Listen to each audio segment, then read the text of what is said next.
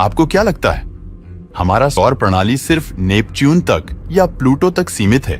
नहीं, उससे तो बहुत आगे तक फैला हुआ है। पर सवाल यह है कि हमारा सोलर सिस्टम आखिर खत्म कहां होता है? वह कहां तक फैला है? क्या कोई ऐसी दीवार है जहां पर सूरज का साम्राज्य खत्म हो जाता है? क्या वहां पर कुछ मौजूद है या कुछ घूम रहा है?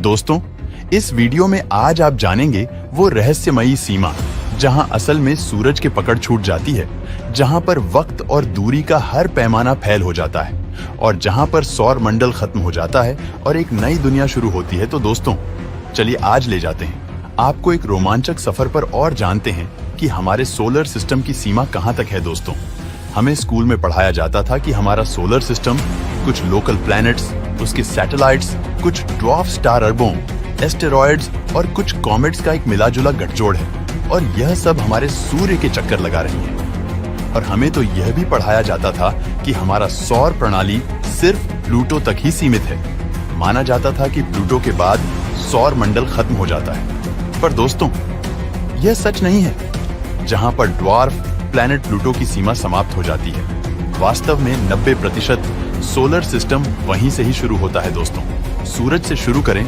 तो हमारे सौर प्रणाली में सबसे पहले और सूरज से सबसे करीबी आते हैं टेरेस्ट्रियल प्लैनेट्स, जो हैं मरकरी, वीनस, हमारा प्लैनेट अर्थ और मार्स। और मंगल के बाद क्षुद्र ग्रहों का एक बहुत ही बड़ा बेल्ट आता है जो सूरज के आसपास और इन चारों ग्रहों के भी आसपास रिंग के समान फैला हुआ है। यह बेल्ट बहुत ही विशाल है और सूरज से 32 से 47 करोड़ किलोमीटर की दूरी पर स्थित है। अरबों एस्टेरॉयड्स ने मिलकर की इस विशाल रचना में प्रत्येक एस्टेरॉयड्स के बीच का अंतर औसतन 9 लाख किलोमीटर है। इस बेल्ट के विस्तार और सोलर सिस्टम के स्पेस के सामने तो इस बेल्ट में मौजूद एस्टेरॉयड्स दूर से बहुत पास-पास दिखाई देते हैं, लेकिन वास्तव में उनके बीच की दूरी इतनी ज्यादा है कि मान लो दोस्तों, इन एस्टेरॉयड्स के बीच से हम कोई भी यान पास करवा दें तो मोस्ट प्रोबेबली किसी भी एस्टेरॉयड से उस यान की टक्कर नहीं होगी। वो इसके आर पार इनके बीच से होकर गुजर जाएगा। इतने छोटे हैं दोस्तों हम और हमारे यान।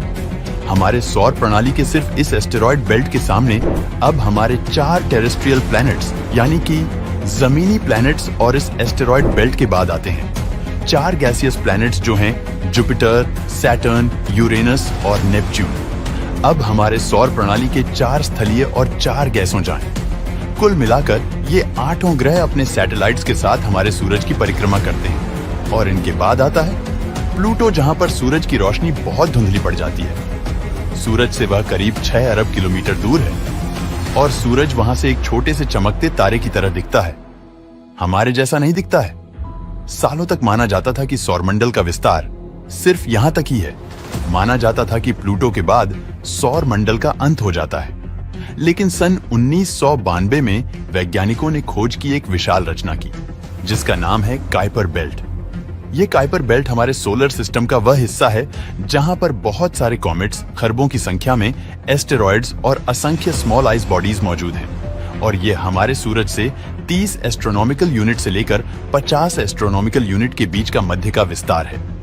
अब यहां से आगे हम सौर प्रणाली में दूरी नापने के लिए AU यानी कि एस्ट्रोनॉमिकल यूनिट में ही बात करेंगे। एक एस्ट्रोनॉमिकल यूनिट यानी कि पृथ्वी और सूरज के बीच का अंतर जो होता है, और यह काइपर बेल्ट 30 से लेकर 50 एस्ट्रोनॉमिकल यूनिट के बीच वाला विस्तार है। आप सोचकर देखिए ये कितना विशाल, कितना बड़ा होगा। यह प्लूटो के बाद से शुरू हो जाता है और यह हमारे सूरज और सारे ग्रहों को पूरा ऑर्बिट करता है। अगर आप ये सोच रहे हैं कि हमारा सौर सिस्टम सिर्फ काइपर बेल्ट तक ही सीमित है, तो ऐसा भी नहीं है, क्योंकि हमारा सौर मंडल काइपर बेल्ट के पार भी फैला हुआ है। और इस काइपर बेल्ट के भी पार जो विस्तार है उसे कहते हैं स्कैटर्ड डिस्क, जो सूर्य से 100 एस्ट्रोनॉमिकल यूनिट्स तक फैला हुआ है। और इसी क्षेत्र में हमारे सोलर सिस्टम का एक और ड्वार्फ प्लैनेट मौजूद है जिसे कहते हैं एरिस, जो प्लूटो से भी ज्यादा मैसिव है। लेकिन दोस्तों, मजे की बात यह है कि 100 एस्ट्रोनॉमिकल यूनिट से भी दूर इस जगह पर सोलर सिस्टम का एंड नहीं आ जाता है, क्योंकि हमारे सूर्य ने अपने आसपास एक बहुत ही विशाल मैग्नेटिक फील्ड बनाया हुआ है। हमारे सूर्य से हर सेकंड करोड़ों टन की संख्या में उससे अलग होने वाले मैग्नेटिक विंड्स सूर्य के आसपास यह मैग्नेटिक फील्ड बनाते हैं। सूरज के बनाए इस मैग्नेटिक फील्ड, या यूं कहें कि यह मैग्नेटिक विंड्स जहां तक पहुंचते हैं, इस पूरे एरिया को हेलियोस्फीयर कहते हैं, और हमारे सूरज ने बनाया यह हेलियोस्फीयर ही है जिसके कारण हमारी पृथ्वी पर जीवन मौजूद है। यह हेलियोस्फीयर हम पृथ्वीवासियों के लिए एक वरदान है, क्योंकि ब्रह्मांड में से बहुत सारी मैग्नेटिक रेस आती है। अगर बाहरी ब्रह्मांड से आने वाली यह खतरनाक मैग्नेटिक वेव्स अगर हम तक पहुंच जाएं, तो उसी वक्त पृथ्वी पर जीवन का पूर्ण रूप से सफाया हो जाता। लेकिन हमारे सूरज ने बनाया यह हेलियोस्फीयर हमें इन खतरनाक वेव्स से बचाता है, और यह हेलियोस्फीयर हमारे सूरज से 123 एस्ट्रोनॉमिकल यूनिट्स यानी कि करीब 18 अरब किलोमीटर दूर है। लेकिन दोस्तों, सोलर सिस्टम का दायरा इससे भी परे है। नासा ने भेजे वॉयेजर 1 और वॉयेजर 2 हमसे आज इतने दूर चले गए हैं कि इन्होंने सोलर सिस्टम से बाहर जाते जाते हमारे सोलर सिस्टम के कई सारे राज्यों पर से पर्दा उठाया है, और वॉयेजर ने हमें बताया है कि हमारे सोलर सिस्टम से करीब 123 एस्ट्रोनॉमिकल यूनिट्स के पार भी कई सारी रहस्यमय ऐसी चीजें हैं जो हमारे कोर सोलर सिस्टम से, सूरज से और हमसे जुड़ी हुई हैं। और ये रहस्यमय चीजें कभी-कभी हमारे कोर सोलर सिस्टम में भी आ जाती हैं, जिसे हम कहते हैं कॉमेट्स या धूमकेतु। यह धूमकेतु हमसे इतने दूर है कि कुछ तो हजारों सालों बाद हमारे सूरज के करीब आते हैं, और जब वह आते हैं तो पृथ्वी से हमें नग्न आंखों से भी दिखाई देते हैं। अधिकतर शॉर्ट पीरियड कॉमेट तो काइपर बेल्ट के विस्तार से ही आते हैं, लेकिन कुछ लॉन्ग पीरियड कॉमेट्स बड़े रहस्यमय होते हैं, और ऐसे कॉमेट्स करीब 1000 साल, 1 लाख साल या 10 लाख साल के बाद कभी-कभी ही हमारे कोर सोलर सिस्टम से होकर गुजरते हैं, यानी कि वे रेयर ही हमारे कोर सोलर सिस्टम में लौटते हैं।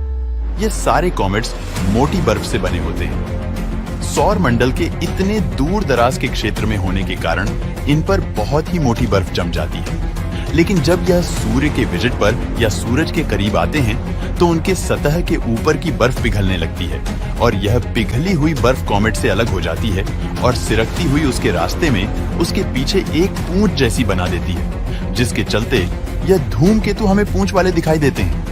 लेकिन आखिर यह लॉन्ग पीरियड कॉमेट्स आते कहां से हैं? तो दोस्तों, ये आते हैं बेहद ही दूर से, और जहां से ये आते हैं वहां पर ऐसे खरबों कॉमेट्स का भंडार है।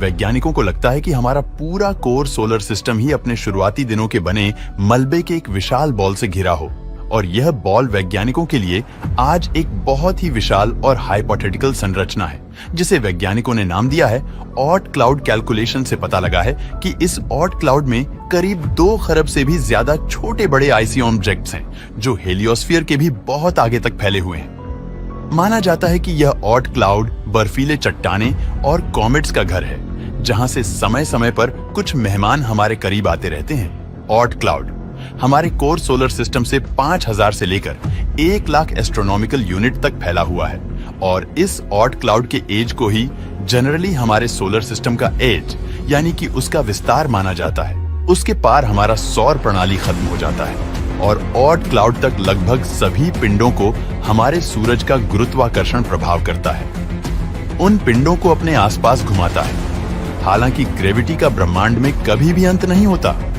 बहुत ही सूक्ष्म रूप में ही सही हर बड़े पिंड की ग्रेविटी पूरे ब्रह्मांड में फैली हुई होती है, लेकिन वह उतनी असरकारक नहीं होती, और क्योंकि हमारे सूरज की ग्रेविटी उसके ऑट क्लाउड तक के विस्तार को प्रभावित करती है, इसलिए हम ये मान सकते हैं कि हमारे सोलर सिस्टम का विस्तार ऑट क्लाउड तक फैला हुआ है, जो अपने आप में अत्यधिक विशाल दूरी तक फैली हुई बहुत ही बड़ी संरचना है। और सूरज की ग्रेविटी का प्रभाव देखो दोस्तों, सूरज अपने सभी पिंडों को साथ लेकर एवं इस पूरे ऑट क्लाउड को साथ लेकर अपनी विशाल सीमाओं के साथ ब्रह्मांड में मिल्की वे के सेंटर की परिक्रमा कर रहा है, और वो भी करीब 10 लाख किलोमीटर प्रति घंटे की स्पीड से।